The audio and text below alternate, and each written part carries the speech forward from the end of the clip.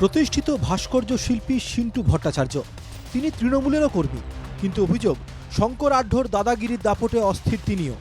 ডাকাতি করাটাই মূল ওনার ধর্ম, মানুষের উপরে কিভাবে ডাকাতি করতে হয়। আমার এই যে ওনার মেয়ে তৃণমূল কংগ্রেসের, বউ হচ্ছে তৃণমূল কংগ্রেসের ক্যান্ডিডেট, ভাই আর মেয়ে হচ্ছে কংগ্রেসের ক্যান্ডিডেট।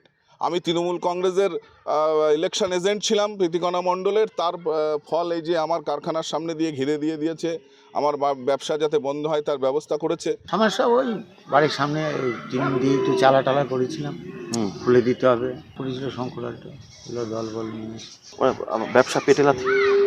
হ্যাঁ সেই রকম, এটা আমি না করে খেতে পারি। খেলার মাঠ দখল করে নাকি ইমারতির ব্যবসা চালাতো ডাকু বাহিনী। অভিযোগ, প্রতিবাদ করায় হেনস্থার শিকার হতে হয়েছিল ভাস্কর্য শিল্পীকে। এই মাঠে ইমারতি ব্যবসা দীর্ঘ 2-4-5 বছর হয়েছে। হ্যাঁ, যখন ওদের সূর্য মধ্য গগনে, তখন এই মাঠে ছেলেপেলেরা খেলাধুলো কিচ্ছু করতে পারেনি। এই মাঠ টোটাল আটকে রেখে দিয়েছিল। এই মাঠটাকে এখানে টোটাল কনস্ট্রাকশনের ব্যবসা চলতো এখানে। হ্যাঁ, সেটা প্রতিবাদ করাতে আরও আমার উপরে বেশি করে রাগ আরও। একাধিকবার মুখ্যমন্ত্রীর দপ্তরের দ্বারস্থ হয়েও কোনো সুরাহা পাননি শিল্পী। ইডির হাতে শঙ্কর আঢ্য গ্রেপ্তার হওয়ায় খুশি সিন্টু ভট্টাচার্যরা। ওরা চান কারান্তরালেই থাকুক বালুর ডাকু। বনগাঁ থেকে প্রথম পালের রিপোর্ট, NKTV বাংলা।